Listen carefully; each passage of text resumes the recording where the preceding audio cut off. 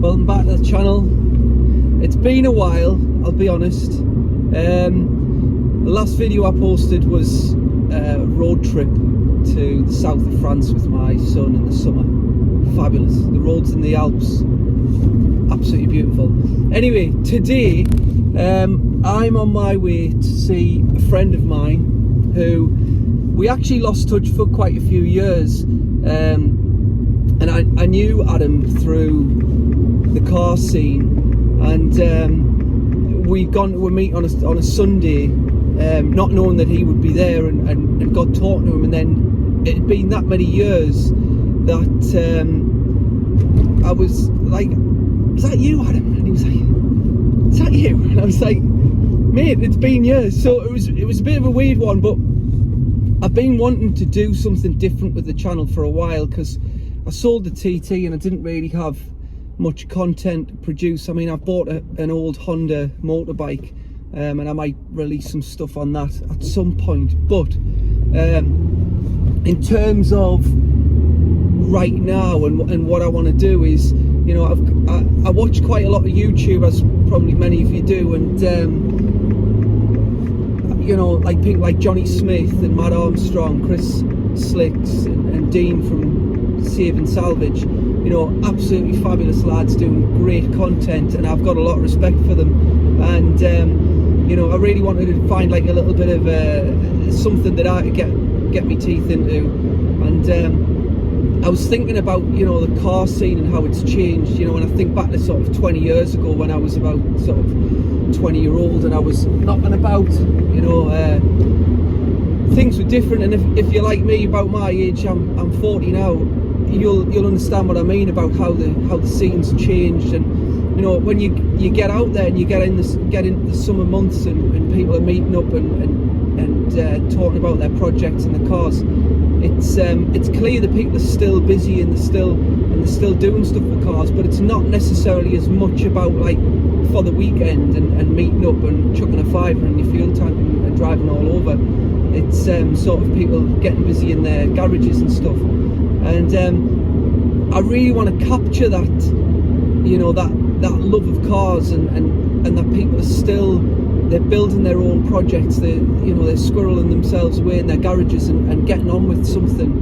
And it's not necessarily that I want to look at like barn finds or, you know, necessarily like restorations, but lots of people that I talk to, you know, who are into their cars, have a project on the go, or they have a car that's like they just love it, and you know, like, why do they love it? What is it about it? And I thought, wouldn't that be really good to capture that? Because I love to hear about people's stories and projects. And for me, it's the story. It's not always about the car, but it's the story behind it and what people, you know, what people are up to and what they love.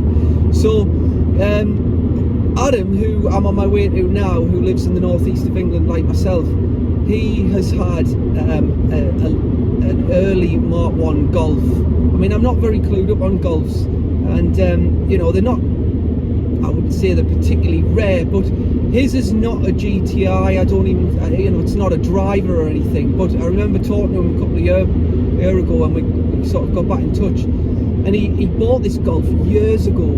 And we'll talk to him, we'll hear his story, but he's had it years, and for a long time it had the original engine, some sort of low-powered automatic, and he was desperate to sort of give it a bit more power, which don't we all? And he's gone down the route of the 20-valve turbo, the good old 20-valve, you know, and it's not, you know, it's not that hasn't been done before or anything like that. We all know that's been done to death, and it's a really popular engine for various reasons. I mean, it was the same engine that I had in the 225 TT, but you know, it's really exciting to, let me just get in here, concentrate. But I just can't wait to capture and share his story, you know.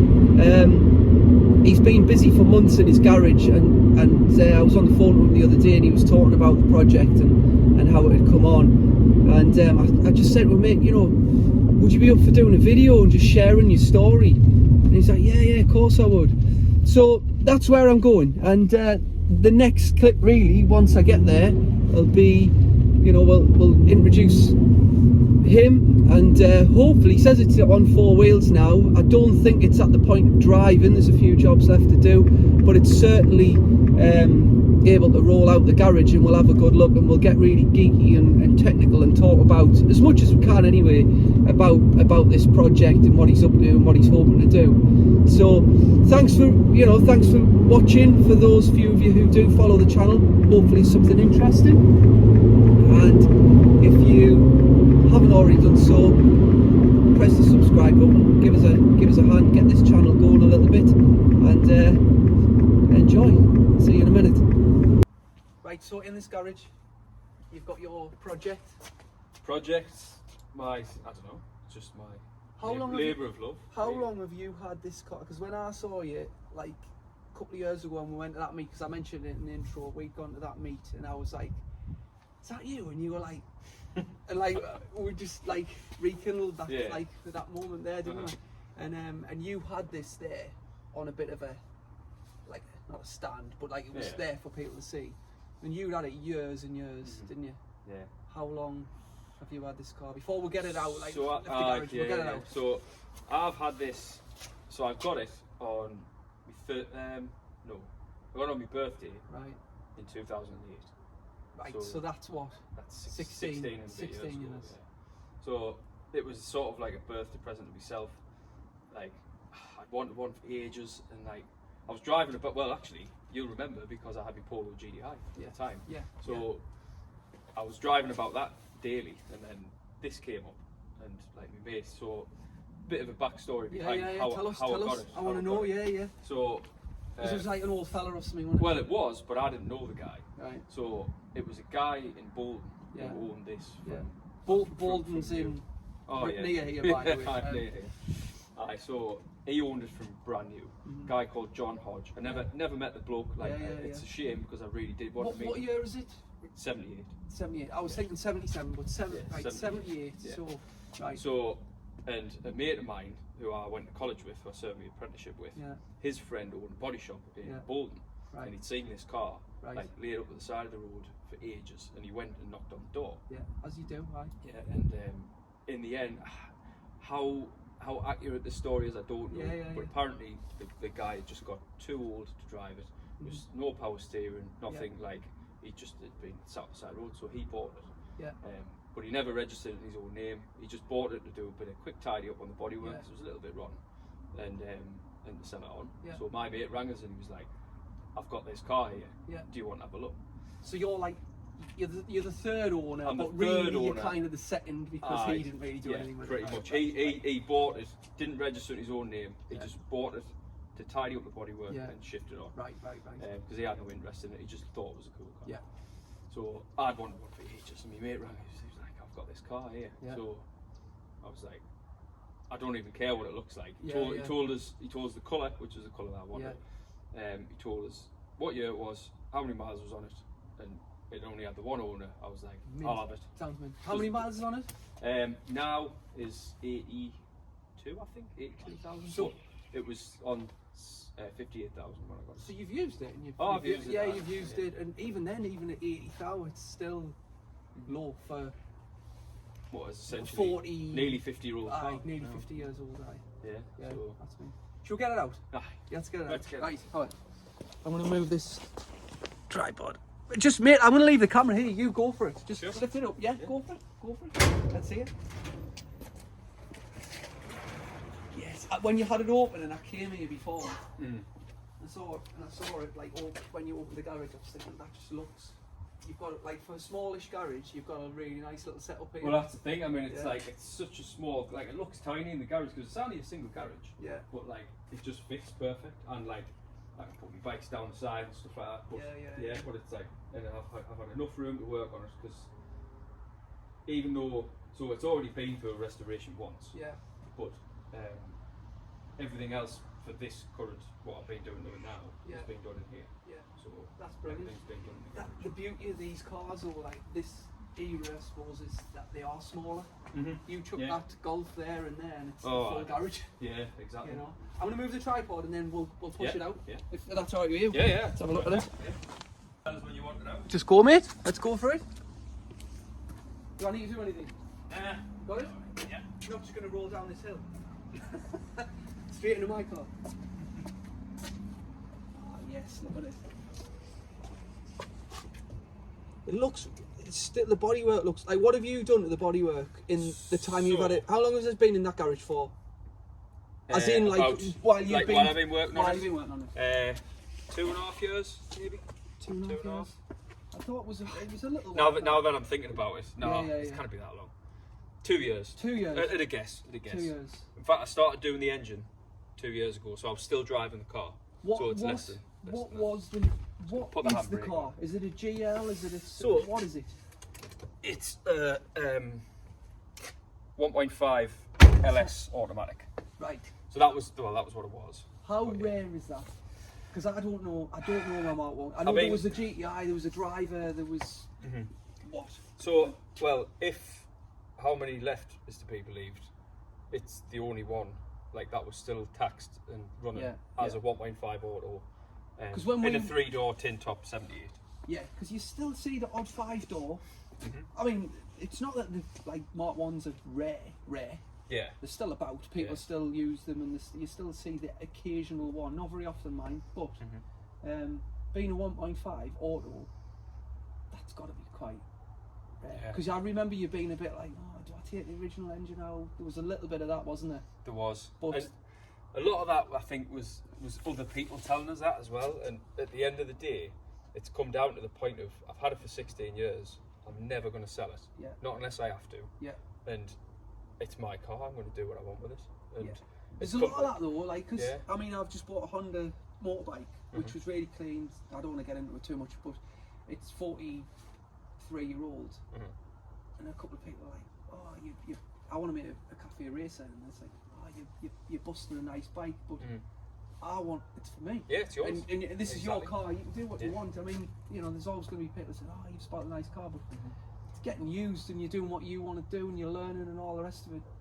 And I mean, there's always that. Yeah, and to be honest, it was getting to the point where it felt like it was a little bit like sketchy to drive in modern traffic. Like not fast enough. Not fast enough. Pulling out of junctions was terrifying. Like yeah. if you see a big Range Rover coming towards you, and you're like, you put like because they are a small car now. They are they're tiny. They're tiny. I mean, when you look at it compared to the Mark 5, and it's like, you know, it's like good. Let's move that back and you just get an idea of like the size difference of 5 generations. You know, don't know if you can even see that there, but you know, everyone knows this. Everyone knows like the difference in the sizes, but you've got that there. You know, shall I lift this up and we'll go around the car a little bit? Yeah. And show people like. Do you want to pop the bonnet and see what the good stuff is? Specifically left it dirty as well because like, I mean, you know, I'm like, we're keeping cars clean, but I've left it this dirty because I want it to be the last thing that I do. Yeah. I drive it out the garage. Yeah. It's all done. That's like almost like putting the final badge on it. It's like you give it a good clean. I mean, that is a new carpet, right? No, that's original carpet. Is that the original carpet? That's the original carpet. Yeah, I just used our lasses Mars wet. So what about? It looks pretty clean, doesn't it? For what it is. And what about like the steering wheel? Is that original? So the steering wheel, it isn't original to this car. It's an original Mark 1. It's Mark 1 GTIs, and some of us came with this as a Wolfsburg steering wheel. Right. They're like rare as hen's teeth now. They're worth a fortune, I think. Right. So what about like? You've obviously got. I can see the original seats in the garage. You're going to put them back in? No, I'm going to put some Recaros in. Right. So poles? that was some poles. No, some RS Turbo Recaros. Right. I'm gonna get them retrimmed. I've had them in already. That's the last job I've just been on with actually. Is I've been making the mounts to mount it in. Right. So you can buy them on eBay, but they're like fixed, and they seem to sit a bit too low. And I wanted to try and retain a bit of the original like manoeuvrability. Yeah. So a bit faffing on with the welder, and like I've Fair managed enough. to make some brackets to Yeah. hold them on. So I've had them in, but I left them out because I've only literally just put the carpets back in yesterday. I'm just looking at the radio there. Like, what is that? So there's another story as well. So Look at it. that radio is my granddad's. Is it? So that came out of, he had again it was a 78, he had a 1978 Toyota Celica. We used to call it the Batmobile. Right. Black Toyota Celica. And that was the radio out of that car. It fits really well, doesn't it? And he put... Let's move it down and I can get a better shot. What was this? Oh, that's right. So he took it out of the car and he had it in his shed. So that was in his shed, hooked up to a car battery. Yeah. And that's what he used to play his music on while he was working in the shed. And after he died, we cleared his shed out, and I seen that, and I was like, I'm having that. That's absolutely amazing. Yeah. Like I made the little silver surround, I made that at work, just so, because it didn't quite fit in. I'm just going to get a better shot now, because I can get the tripod in and have a look. Yeah, like, fits really well, doesn't it? Like, in terms of being in period.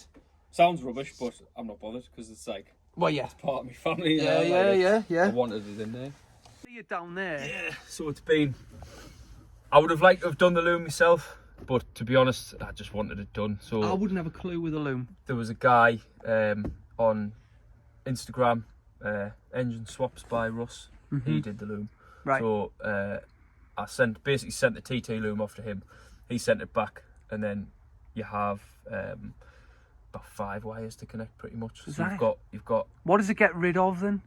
Just gets rid of everything, all of the secondary air system and all that sort of stuff we were talking about before. Right. And then all you need to do is there's a digital analog converter for the rev counter, which you need to wire in. Then there's fuel pump relay, ignition, obviously all for ignition and stuff. And then the ECU. And the wiring harness was pretty much just a question of feeding it through and then finding a permanent live, a ground, and a ignition live. Right. And then we've got the OBT here, which eventually I'm probably going to print something up to have it like mounted sat underneath here. And is there a cowl that covers the lower part of the dash? There is. So it's funny you should mention that actually. Originally on these, so on a Series 2 Mark 1, you've got like a bigger dashboard which has got like plastic, or it's all plastic underneath, but these come with carpet, and it never really fit in properly. Like I didn't really understand how it was supposed to go. Yeah. So I got a guy through the place who does they make like fiberglass baths and things like that to remake some panels that fit underneath there. That's what these are in the boot here. So I haven't put them back on yet, but the original I've got the original carpets in there, but you put them in, they just drop back out. Yeah. But they're worth a fortune. But I mean, this basically just sits. Need to come back round. Yeah. And that just sits up. There. Yeah. Is that actually what it was? A bit of carpet? It was a bit of carpet, and I don't even know. It's lost its integrity. Yeah, it loses its integrity. There's fixings for it, so I'll hold it up. But that's basically what it looks like. There's one for the driver's side as well.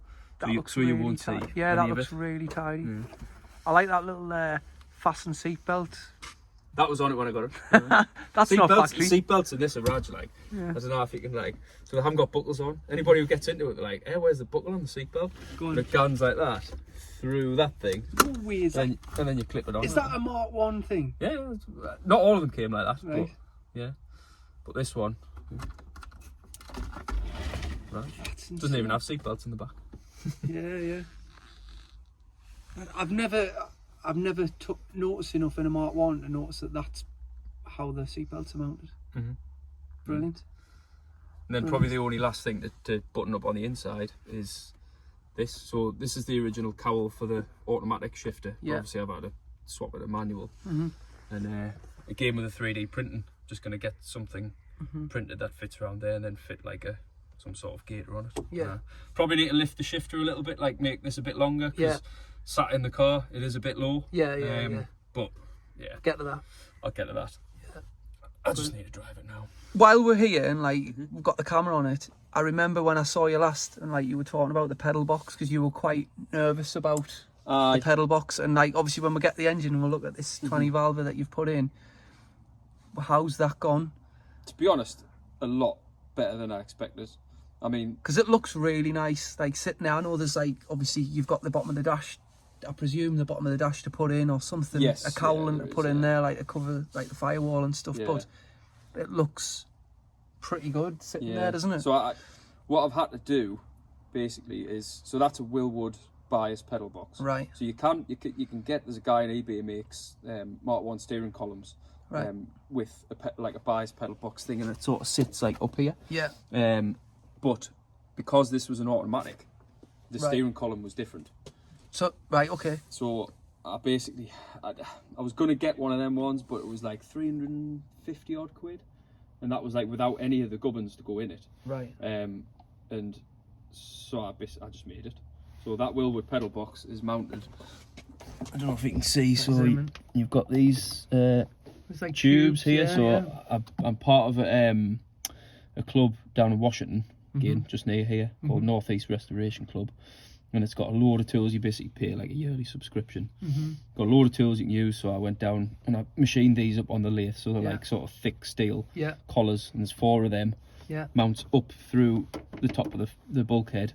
Are they into the original mounts? Or no, like no. So this is I've had to position it where it has to go. So the steering column had to go through the middle, and then mounted it up to there, and then made an extra bracket coming off for the throttle pedal. Yeah. And managed to get them all sitting pretty level, because quite a lot of the conversions that I've seen, these like either sit way up here or it's like way further back. But I think I've managed to get a. And have you put the seat in and had a like? You're happy with it? Yeah, you're happy with where it goes? There wasn't a lot of sort of room as to where it could go. Yeah. Just purely on the steering column. The steering column's there, isn't it? But yeah, between the two. But I mean, if you get the camera up inside there, you should be able to see. If I can do that. If you can see that, but it all fits very neatly. Yeah. So I've got all of the brake lines made up at Rival Motorsport through in Newcastle. Right. They did a class job. Yeah. Fitting all them up. And then that just goes through the back of the dash, and then the reservoirs. Should we have a look into that side and take ourselves into have a look at the business end? So this, like, because I was saying in the intro, like it's not uncommon for people to do this, like with a 20 valve. No. That's not really what this video is about. It's nothing sort of groundbreaking. I don't mean that disrespectfully. No, it's done because it's doable. Yeah. And it's a good engine, and we all know, those of us that have had that engine, when it's looked after right and it's built right and it's running, it's a really good power plant. Should we have a look? Yeah. Because last time I was here, I think you were just about to put the block in, or the bare engine. I can't really remember. It's been a while since. It's been a while. Yeah, it's been a while. Oh mate, that looks really nice now. So starting at where you with the pedals. Yeah, so you can just see under there. So the brake lines come out of the back under there. These are at a bit of an angle, which I'm not 100% sure whether it'll be all right while I'm driving around, but I think I filled them up enough. It'll be all right. Problem is, you'll sure find out. Hits this. Right, so you're restricted a little bit, right? Yeah. So I just made that little bracket to sort of make them sit. I'm sure in doing this video, if someone thinks it's an issue, well, they'll make a comment, you know what I mean, and say, look, you could do this differently, or that'll not work, or whatever. So I see people mount them behind the dash and things like that, but right, you don't want that. No, yeah, that's fair enough. That's fair enough. So tell us about. Because did you buy a car for this engine? You took it out. I can't remember the story about because what engine is it out of? So this is a TT. Did you buy the TT? I can't remember. I didn't. No. So I bought the. Because it's a 180, right? It's a 180. Yeah, it's an AJQ. Which, to be honest, I've not actually seen an AJQ before. To be totally honest, I didn't know. Is that not out of a? So it's a 180 with a drive-by-wire throttle instead of having the. So is that not a front-wheel drive TT? No, it was. I don't know. Drive. I don't know. It was four-wheel drive. Right. Okay. The gearbox that came with it was a O2M or whatever it is with the transfer box on the back. Because the 225, which I had, was BAM. Yeah. And there was 2 engine codes, BAM, and there was another one, can't remember. So the difference with them is all the intercooler pipework comes around this way, whereas this one goes the other way. So did you need this engine? No. You could have gone the other route. To be honest, it was just a BAM was really hard to come by. Yeah. At the price. I mean, I got this. Basically, so I sold the original engine and box for 400 quid. Yeah. And I paid 400 quid for this. It's cost you very little. It cost us next to nothing. I had to buy a gearbox. So that's an O2J gearbox. It's coming around here and just have a look. O2J gearbox. Bought that off a lad in, can't even remember where it was, Chelsea Street, I think it was. Right. For like 85 quid. Yeah. And then, it's just been a question of just building it up over time. I mean, you've got a catch can on there. So that was actually through your advice, Cloud9 Custom. Yeah. Billy from Cloud9, Yeah, so I got that based on that. I did originally have it mounted a different way. Well, I hadn't mounted there, but I had the pipes going a different way. But I've had to rehash where things have gone I'm just making it up as I go along, really. No, I mean, it's not something I've done personally, but like it looks tidy where it's in, you know. Doing it, like, I think you'll. That to put it on. I think when you get it on the road and you start driving it, the little niggles will come about, and you'll start to see what you need to change, won't you? And you'll, or that's not working for you. I mean, you think about it, 180 in one of these. What was the original power? 50 something, or 58, I think. Right, so it's gonna feel.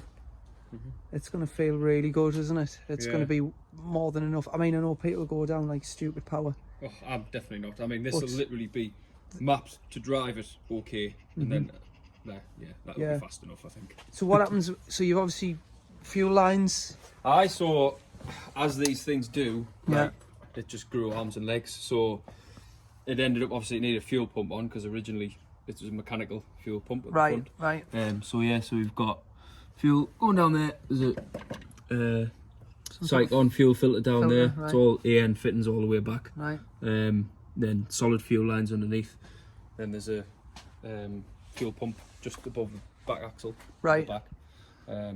Again, all AN fittings all the way through. New tank.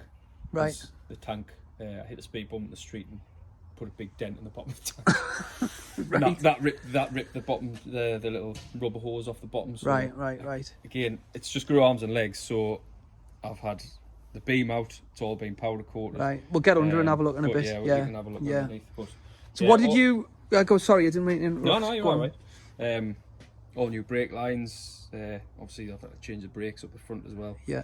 So it's got 280 mil. You can't really see with these wheels on, like, wheels, but 280 mil G60s. It's quite a common. Didn't you have an issue with a hub? There was something you were looking for, because you wanted to run something, and you had to find something that was a little bit different. Oh, it's the drive shafts. You need different hubs. Right. So because this had like 98, I think it's 98 millimeter, like internal diameter. Right. To run these drive shafts, these 100 mil. Right. So I had to get different hubs. So I got those hubs from a lad. I can't remember where it was, to be fair, but I gave next to now for them. Like. And are they off a G60? No, they're off a Mk1 GDI. Right. Yeah. So you could, right, I get you. And there was one time I came over and you had the engine and it was like, you had it on a stand. What did you have to do in order to get, I mean, the usual suspects like cam cover, gaskets, thermostat, stuff like that. Yeah. Have you done all that? Like, now too major, really. I mean, everything, so the engine, I'll send you some stills and stuff, but the engine was absolutely filthy. Yeah. So the first 6 months of this build was, I still use the car, like going out on nights like this and stuff, so I still use the car. Yeah. And this was just being really anal about the engine. Yeah, no, it's the time to do it though, isn't it? All stripped down, all painted. I've replaced all of the gaskets that need replacing, like rotor cover, inlet, manifold, exhaust. I've fitted all some stainless exhaust studs. Yeah. Because two of them snapped when I was taking them off. Right. I fitted them, and then timing belt, water pump, just the main stuff. Everything's just been taken off it and cleaned. I always think though, like with these engines, from experience of having one and being on the forums and stuff, a lot of people would say like, oh, they're not that reliable, or do you know what it is, or they're getting on now, and if you don't do those things, especially like the rubber things like the breathers and vacuum lines and stuff, if you don't address them, you're gonna have problems. So when you had it out, it's the best time to do all these things, and change these gaskets and whatever else, it's the best time to do it, and then they'll be reliable. I'm trying to think what else I've done while it's been. So I got a new radiator as well. People get custom radiators for these, or you can't. I think it's S&P Performance or something. They do like a radiator intercooler pack thing. Yeah. But they're like mega money. So this is just a Mk1 top fill radiator. Right. So I didn't want the expansion tank anywhere. So will that be enough, or is that yet to be found out? Apparently so. Right. Like, there's people that have done it. So again, this is all just like it might work. Yeah. But this is what it's all about, isn't it? You like alternator. Looks like you've cleaned it. Did you rebuild it? I had it apart. Because the bearings were knackered. So I had it apart. Cleaned it all, painted it, put new bearings in. But other than that, it does start. It does run. I was actually quite surprised how well it did run. Did it? I literally turned the key. There was a problem with the immobiliser on the ECU. I got that fixed. And first turn the key started. Did it? And like, I was chuffed. Yeah. I mean, that I must surprise myself. That must be a nice moment. It was getting class. it in.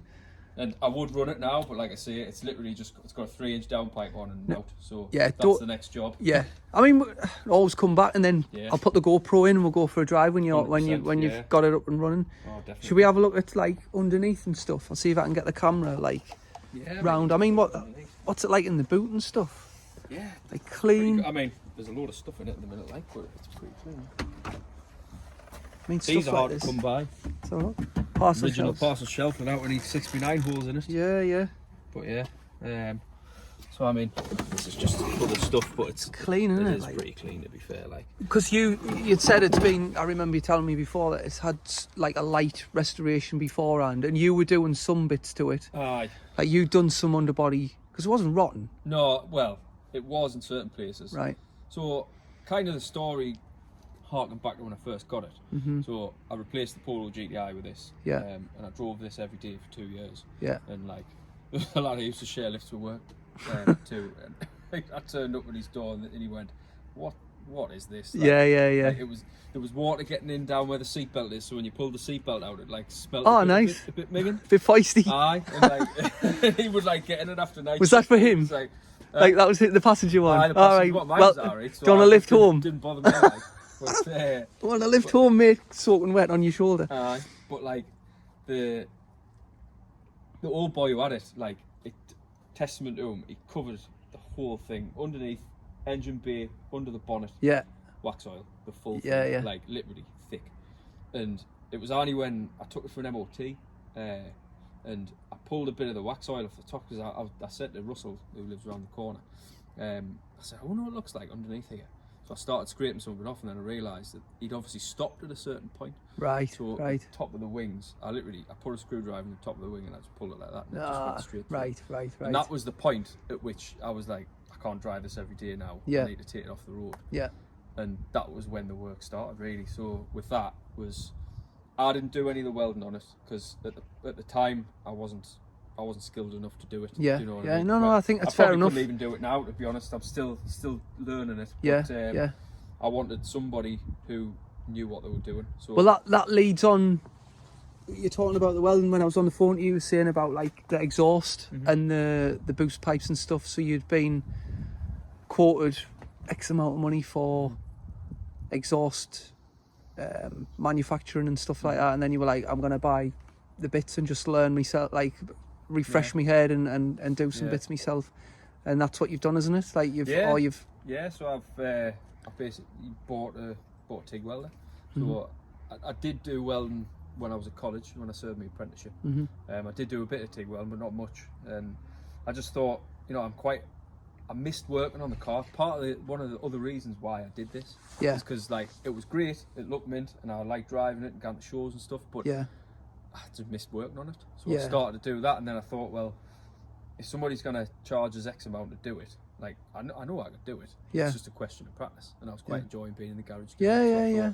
I'll just buy a TIG welder and just buy a length of stainless pipe. So I spent a few nights in there, just sort of perfecting like the gas flow, the post flow, all this sort of stuff, making sure everything was clean, making sure everything I was purged at the back, just to get the technique down again. And then over time, it's it's not perfect. It's not like Instagram worthy welding, but for me, it does the job. But I think as well, like when I had the TT, for me personally, it's about the build, and it's about like, and then when I'd done everything, I was bored. And like for a lot of us, it is the build, and it's the finding parts, and it's finding like the bits and things that you need to put it right. And then some people would be content with just driving it, and that's fine. But for some of us, it's the process and the story and the getting there as well. I can understand that totally. Totally. I'm looking at the top mounts at the back here. What have you done? Like suspend. I mean, you talk about the beam, and I'll try and take this camera off. It's pretty low, like, so you might. I'm going to take the camera off and see if I can get underneath, and have a little look. I mean, I think it's worth seeing here. At the minute, you're not going for like show quality like finish. Just you've a always nice made car. that clear. Yeah, 100%. But like just something drivable, reliable, and something that's your own, you know. Yeah, I mean that back beam looks lovely. Looks lovely. So what have you done with the suspension? So they're just cheap eBay specials. They've been on it for 12 years. 12 years. And like I'll just give them a bit of a clean up. And to be honest, I probably will get Something nicer at some point. Something nicer at some point. Just Yeah. began with the extra poke. Yeah. But for now, I'll just see how it rides because you know these things cost money. So Well, of course. I mean, obviously there's still bits of rust in that here, Yeah, but it's there's a certainly bit not there. like it doesn't look structurally like an issue. But I mean, how far do you go? exactly, that's the point. I kept finding myself going, oh, while I'm in there, I'll do that. That's the worst thing ever. While I'm in there, So like it's had the rear brakes were fine, right? but like I've stripped them all down, had everything powder coated, Yeah. rebuilt them all back up, put new shoes in. Again with the front suspension, like all the bottom arms have been off, been powder coated because whenever we restored it the first time, I just painted everything because I was just doing it in my uncle's garage. Yeah. And like I thought it would be alright, but obviously over time it just ended up being it wasn't rotten, it just had loads of surface rust on, so I thought powder coating's the right way to go.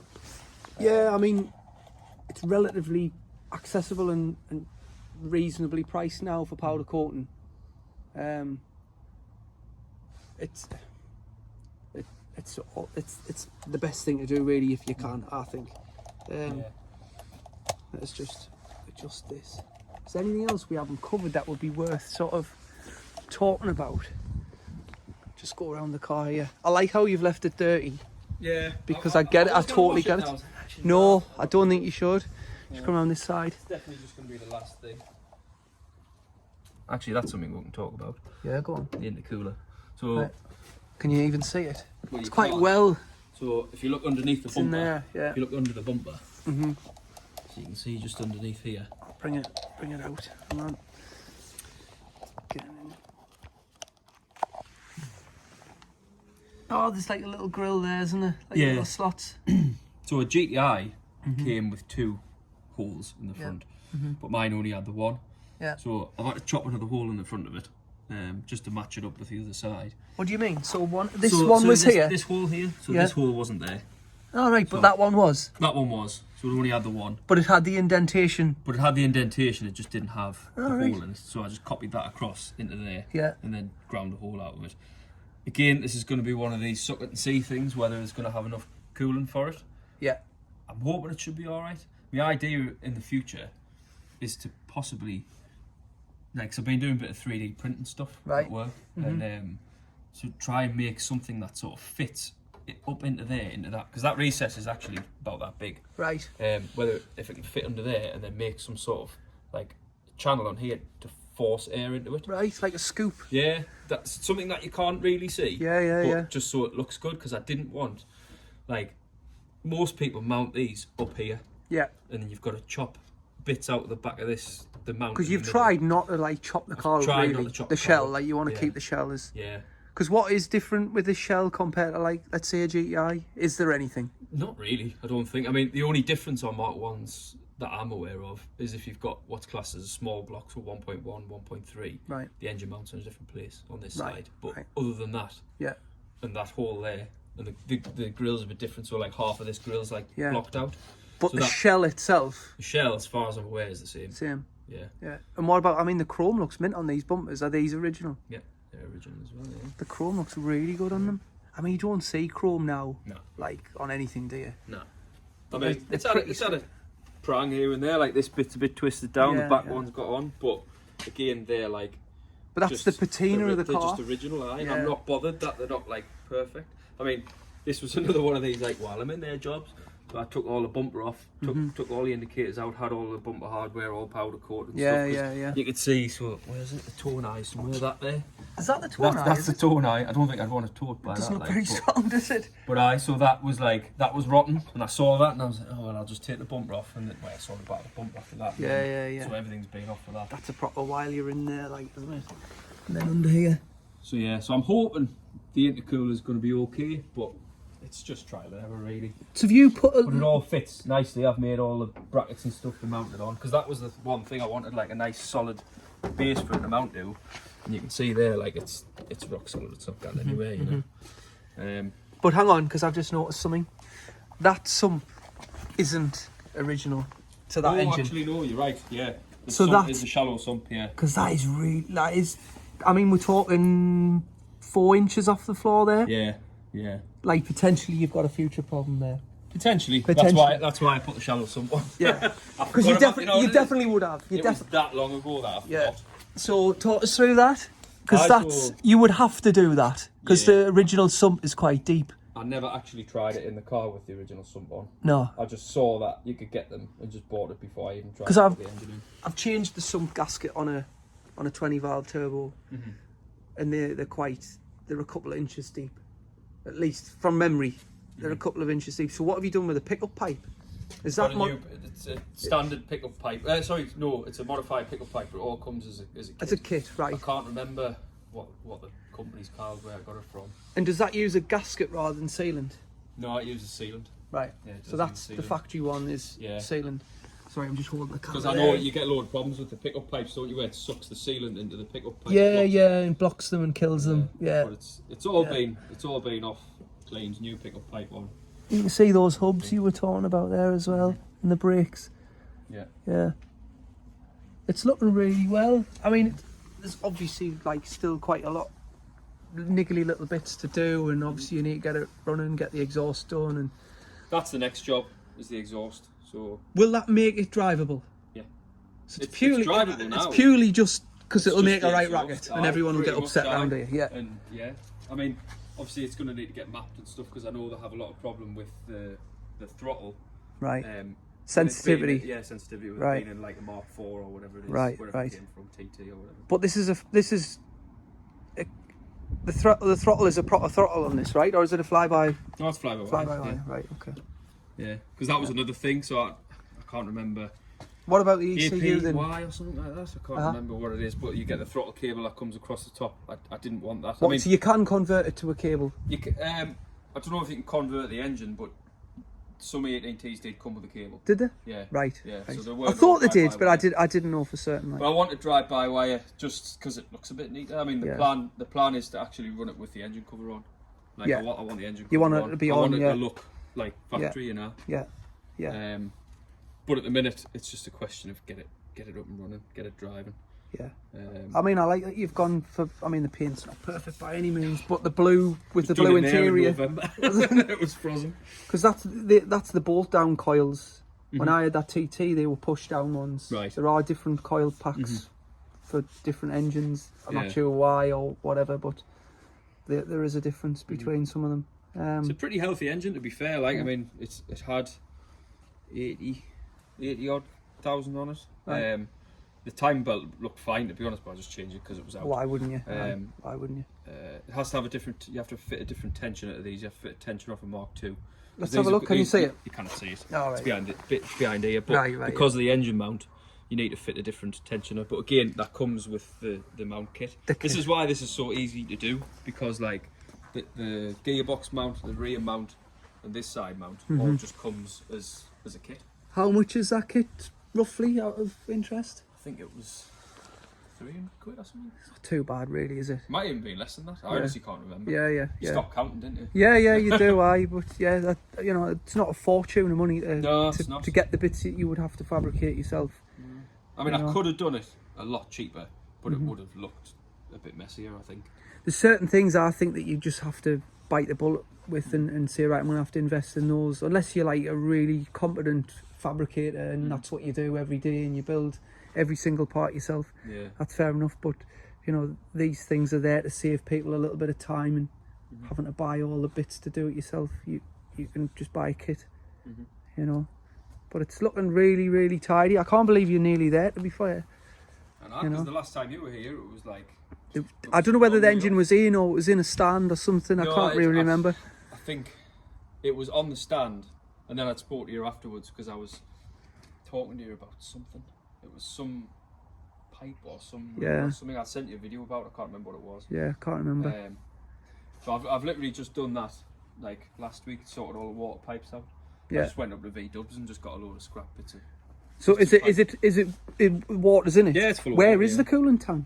It's just filled top, from the just top radiator. Lad, yeah. Right. So just got. So that's all in. It's full.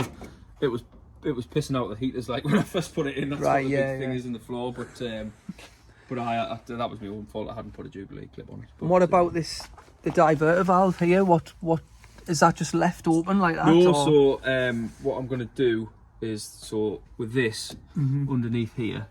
Is there like a union here? There isn't yet, but I've got the fittings to be able to put in, and I'll weld them back on because you need to run one from here and one from here into this pipe here. Because you've got your N65, is that what it's called again? I can't remember. N75, yeah. That's it. Sorry, I ended up buying a new one of those, and the diverter valve. They all have problems. You might find when you get it running that it might need replacing. I have kind of thought about it. You see some people who've done it where it looks really clean. And like you can see they've either deleted them. I don't know if you can do that. I don't know enough about it. I think you can. And again, I don't know enough about them. But there's people who'll tell you, like Bryn, one of the lads on the forum who's like really clued up on these. He'll talk. There's a video he talks through like why you should really keep like some of these things and the job that they do. You know, and I'm sure there's plenty of people who've done it where it runs absolutely fine without them. And there's always that like, oh, I've got a catch can. Should you have a catch can? Should you not? But it depends on the setup. I mean, I just did that to get rid of all the all the gubbins under here, and it actually wouldn't have fit. You know but even if it did fit, the rot and like the end up, unless you're gonna like I did, spend the time and the money like rebuilding all the rubber underneath there, which like you're saying you wouldn't have the room to do it or whatever. It's just more cost effective to put a catch can in. Yeah. When they're getting on to like 20-odd-year-olds. That's for a lot of people. That's what it's for, you know. I think that was about 90 quid or something. Yeah. And stuff, and I don't know if he still sells them, but up and it was a good bit of kit. Yeah, it's nice. Nice, and the Pro Ram air filter. Yeah, did you get that from him as well? No, I just bought that on eBay. Like, there's a lot of eBay in this car. Yeah, no, that's fair enough. You'll find out. This is all original though. This is all original. The cowl and stuff's all been. It's all original. Just been powder coated. What about that? You've got like a plug there that's not plugged in. Is that not neat? The speed on the fan. So I need to take these out, turn that 90 degrees because of the water pipe that I put in. Oh, right, I'm with you. Like that, so I've just left it unplugged. There must be a lot of like fitting stuff twice. Like these have been in and out loads. I mean, it's still probably not the best, but it's not kinked anywhere. Looks alright, me. It's not catching on anything. Yeah, to buy a set of what do you call them, like silicon ones, it was like 100 and odd quid, and I just thought, well, I'll just can't be. I got them. I got one of the pedal rubbers that I was missing, and something else, 12 quid. So I was like, I'd rather just do that. Just chop a bit off the end and done. Is the salvage yard still a thing? I remember, I don't want to divert too much off the video about the car, but I remember going like on a weekend to salvage yards and spending time like just raking around. And then these days it's changed, like health and safety, you're not allowed to move. Like go into the office, we'll go and get you the stuff. You'll know V-dubs. Bill Key, it was there. I mean, I don't think health and safety is too much of a problem. Like, don't say too much. But no, obviously I won't. But like, I'm not that I'm saying anything bad about. No, I know what you mean. But there was nobody like watching over us. I said I need this. He was like, yeah, all the pipes go and have up a there. look. Just go and have a look. Yeah, which was it's nice that you can still do that. Yeah. It's nice that you can still do that. It's nice that people trust people to do that. Yeah, of course it is. Fill your pockets with loads of stuff. Yeah. I think as well, like if you've gone down the route of silicon pipes, which you might need to change bits when you start getting it running, whatever, but it's nice to make it look kind of factory, as if I personally like the look of like as if it was meant to be there. I know it doesn't look entirely like that, but to try and get it to look as close to to it was meant to be like that. I wanted to try and use as much of the original stuff as I could. So like bits like this elbow here. Like I've kept that because that was part of the original stuff, and it's got like a weird bend in it like that to go around the back end. So I've kept that. The only bit of silicon pipe really is this one here going down into here with the map sensor, and then the one down the bottom corner going into the other corner. Yeah, you can see that down there. Yeah, down there. But, but yeah, other than that, there's nothing really non-standard about it. I mean, the turbo, I took the turbo off when I had the engine. When I was doing the engine, I sent it away, got it rebuilt. Right. It's like 300 quid to get it rebuilt. Yeah. Yeah, it's just a standard KO3. Yeah. Like I say, it's not going to be pushing massive power or anything like that. So, but you know that it's healthy and it's rebuilt. Yeah. I think what I'll do is just do like just once round the car, just another look, and then we'll wrap it up. But thanks very much for taking the time, and hopefully I've you been know. looking forward to it. Yeah. I know we spoke about it a while ago. Yeah. So, and I think it's just nice to just, and this is what I want to capture with people, is just the story and just, you know, like, what are people getting up to, and like, just their builds, or why do they love this? Like, there's a question before we wrap this up. Why do you love this car? I just do. Like, I don't know, I always wanted a Mark 1.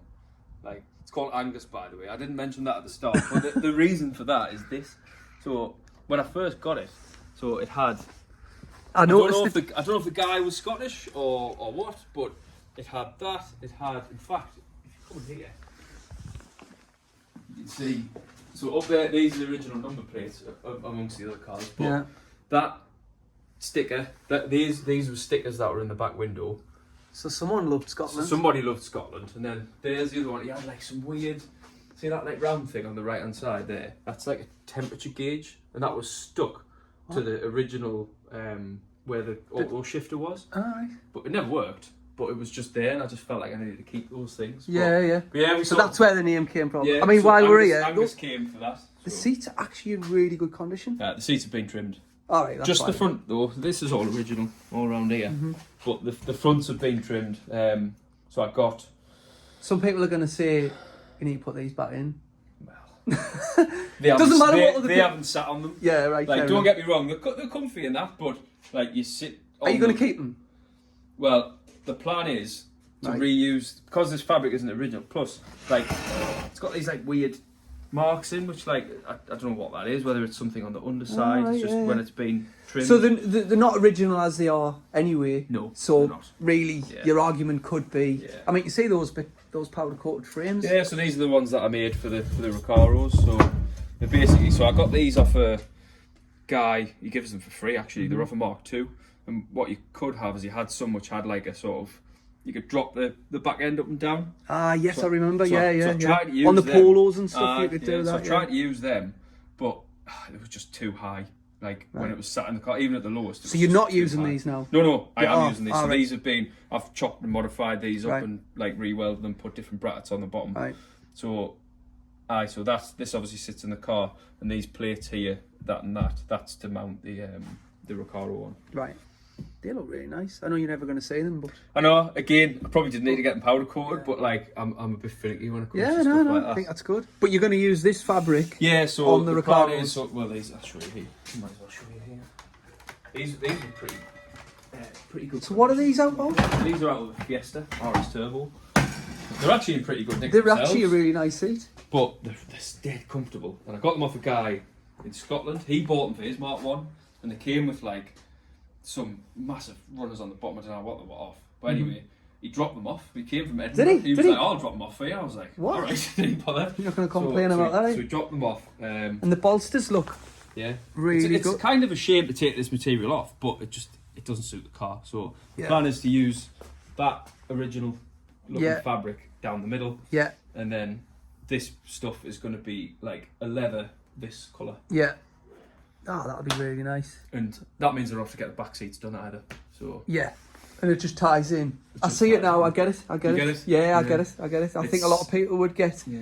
Like, I was thinking when you said Recaros, like pole positions, which are a lovely seat. They are, but they're not going to suit that. And they don't fit. No. They don't fit that. I mean, I don't know if they fit the whip, but I mean, in terms of it looking period, that's pretty. What year Fiesta would that be then? I think it was in 91 or 92 or something like that. So they're kind of in keeping, aren't they? I mean, they're a couple of decades off. But in like a Series 1 RS Turbo, I think, sort of 86. Yeah. Oh, I think it'll look really good. It'd be nice to come back and see the car with it done when you eventually get it pulled together. It's getting them trimmed, but that's expensive. Yeah, I'm sure it'll be expensive. But I've had them in, I sat in them, and like that first like when I sat in it, and I got a hold of the steering wheel, and I pushed the clutch in it, which I've never done. And it felt right. I was like, oh, this feels right. This, you know what I mean? Yeah. So I was like, yeah, that's definitely the way to go. Yeah. And they've got, you know, like I can lift them forwards, none of this fixed stuff. And, they've still got that. So all of that middle stuff there, that's all still out of. Smart 1s and Mark 2s are the same, so this fits into the original floor pan. Yeah. So you can slide it backwards and forwards. So you're not chopping the car off, nothing like that. Yeah. The only things I've chopped off the car to do this is that hole in the front, and then the original brackets to mount the steering column with, because the pedal box wouldn't fit. Yeah. They're the only two things. That's minimal though, really, isn't it? That's it. It's minimal. But other than that, everything's just bolted in. Brilliant. But I just can't wait to get it done. Like, as much as I'm enjoying working on it. Yeah, of course. I mean, it's 2 years in now. Like, you want to get it done. I wanted it done. Well, I've got this thing up here, which was this. Owless's mum bought us this. What, a saw? So it was like, no, this. And I've got on there on a sticker, summer 2023. So that was my original plan. So you're behind. Right. Fair enough.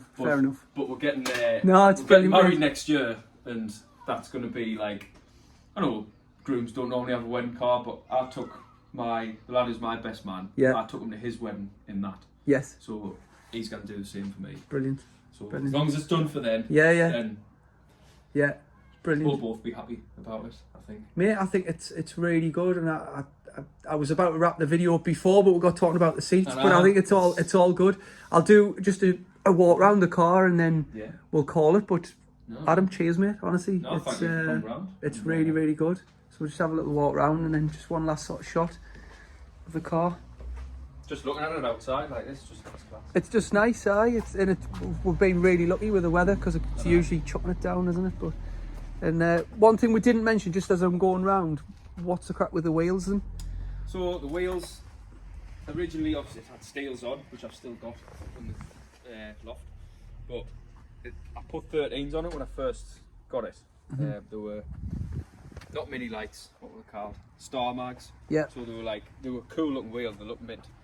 But that low on 13s, it was just not a nice ride at all. I mean, it's not the best with 15s on, but are these 15s? Are they? 15. So I put them on last year, I think it was, just so I could raise it up a bit and get it a bit more comfortable. Yeah. Again, it's going to be one of the rotor wheels. Right. I just thought they don't really look like rotor wheels. I'm not some people are wheel connoisseurs, no, and that's not me. But something that look nice. Yeah, but some people, are well into wheels and stuff. But yeah, it looks really nice. I think we'll call it there, mate. Yeah, I think that's good. But thanks again for having us, and we'll hopefully come back and get the GoPro on the inside and see how it. I'll give you a shout when it's runs. Done, and brilliant. Gone out for a blast. Brilliant. Right, if you haven't subscribed, help us out with the channel and click that button, and if you've liked it, give it a thumbs up, and hopefully see you in the next one. Cheers.